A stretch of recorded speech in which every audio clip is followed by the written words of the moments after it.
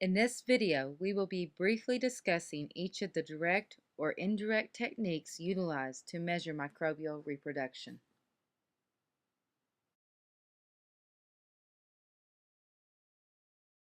In all fields of microbiology, the ability to measure microbial growth is extremely important. Microbial cells, as we have seen this semester, are extremely small and they grow very rapidly. It would not be possible to count each individual cell in a population. Microbiologists utilize a number of methods to estimate the number of cells in a microbial population. Those methods may be classified as direct or indirect methods. Direct methods measure cell numbers. Indirect methods measure some other feature related to the microbial population that gives the microbiologist an estimate of the number of cells present. Let's begin with a discussion of direct methods of measuring microbial reproduction.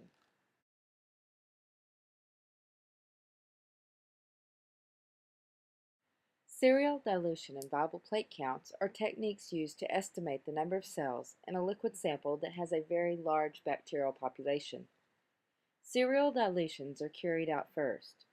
Serial dilutions are performed in sequence using a series of dilution tubes. The end result of serial dilution is that each sample is less concentrated with bacteria than the one before. Part A of the image shows a serial dilution of a bacterial sample. In this example, 1 milliliter of the original sample is transferred to 9 milliliters of media. The first dilution will be mixed to allow the bacteria that were transferred to evenly distribute throughout the media before making the second dilution. This process will be repeated for each dilution tube. In this case, the number of bacterial cells in the first dilution tube is 1/10 that of the original sample. When a 1 milliliter sample of the first dilution is then transferred to the second dilution tube, the bacterial population is now 1/100th of the original sample. A known volume of each dilution is then transferred to a solid media and is incubated. After incubation, the plates are observed for growth. Plates with more than approximately 250 colonies are too difficult to count, so microbiologists look to determine which dilution yields approximately 25 to 250 colonies. Petri plates with fewer than 25 colonies increase the likelihood that the population is underestimated. The microbiologist counts the number of cells on the plate and then mathematically determines the approximate number of bacteria in the original sample.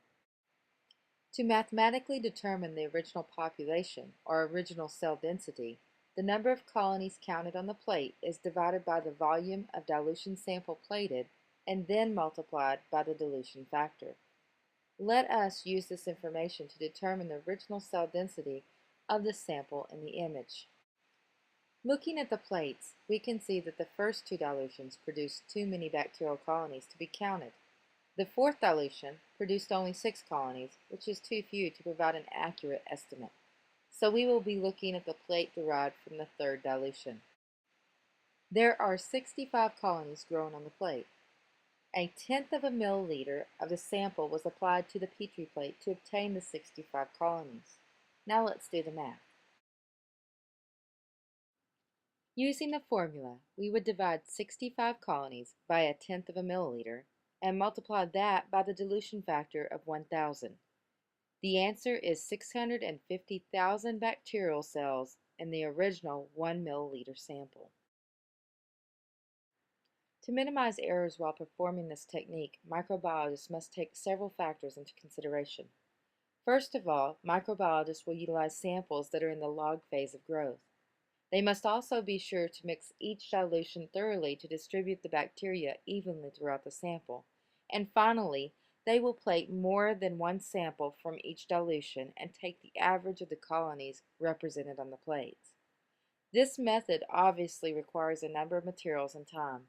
It also requires that the sample be incubated. The primary advantage of this technique is that only viable or living cells are counted. Membrane filtration is utilized for liquid samples that contain very small quantities of bacteria. The liquid sample is passed through a filter that has pores too small to permit the passage of the bacteria. Therefore, they remain on the filter. The filter is then transferred to a petri dish containing nutrient media. Following incubation, the number of colonies are counted. The number of colonies present represent the original number of bacterial cells in the sample. The sample in this procedure can be relatively large and may be up to several liters in volume. This technique is often employed to detect coliform bacteria, which are indicators of fecal contamination of food or water. It can also be utilized to quantify bacteria in lakes and relatively pure streams. This technique is like the viable plate count in that only living cells will be counted. The most probable number is a technique that statistically estimates the number of bacteria in a sample. This technique is based on the concept that the larger the number of bacteria in a sample, the more dilutions will be required to reduce the number of bacteria to the point at which no bacteria are left to grow. The more tubes inoculated for a sample, the more accurate the estimate will be, but it becomes more time-consuming and costly. Therefore, there are typically 5 tubes per set inoculated. Following inoculation, the test tubes are incubated to allow growth. Growth may be assessed by the presence of cloudiness, formation of gases, or by change in pH. To detect a change in pH, a pH indicator is present within the media that will undergo a color change as the pH changes. Let's take a look at the example provided in your text.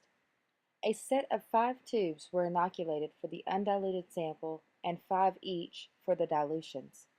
The media in this example contained the pH indicator phenol red, which is red at a neutral pH and yellow at an acidic pH. Following incubation, we see that 4 tubes of the undiluted sample are positive for growth, 2 tubes of the first dilution, and 1 tube of the second dilution. We then use the table to determine how many bacteria are present. Our positive results were again 4, 2, and 1. According to the table, there would be approximately 26 bacteria per 100 milliliters of sample. Let's practice calculating the most probable number. You perform the necessary procedures to determine the most probable number. Following incubation, your undiluted sample showed growth in 5 test tubes. Your first dilution revealed growth in 3, and the second dilution had growth in only 1 test tube. Using table 6.5 in your textbook, determine the number of bacterial cells in the original sample. Let's see how you did. Your answer should have been 110 bacteria per 100 milliliters of sample. The direct microscopic cell count is a technique in which cells in a sample are directly counted. A small known volume of liquid sample is placed on a counting chamber known as a Petroff-Hauser counting chamber, and then observed using a microscope. A stain must be added to the sample to allow visualization, and then the sample is viewed using the oil immersion objective lens. The number of bacteria are counted on several large squares and an average is taken. The volume of one large square is equal to 1,250,000 of a milliliter. Therefore, the number of the bacteria is multiplied by 1,250,000 to determine the total number of bacteria in 1 milliliter. In figure C of the image, there are 16 total bacterial cells in one large square. The total number of cells in 1 milliliter of the original sample is thus 20 million. This technique is difficult to use with motile bacteria and does not permit the differentiation between living and non-living cells. Direct microscopic cell counts are typically used when there are more than 10 million bacteria per milliliter in the sample. The main advantage of this technique is that it can be performed more quickly than the previous techniques. This is because it does not require incubation. There are 2 types of automated counters that are utilized in microbiology, the Coulter counter and flow cytometer. A Coulter counter is an electronic cell counter which counts the number of cells as they pass through a small pipette and interrupt an electrical current. The Coulter counter cannot differentiate between living and dead cells. The flow cytometer is a modification of the Coulter counter. It uses a light-sensitive detector to count cells as they pass by a laser beam in the device. An advantage offered by this device is that fluorescent dyes and fluorescently labeled antibodies can be detected. This technique can distinguish between different types of cells or even between different species of bacteria.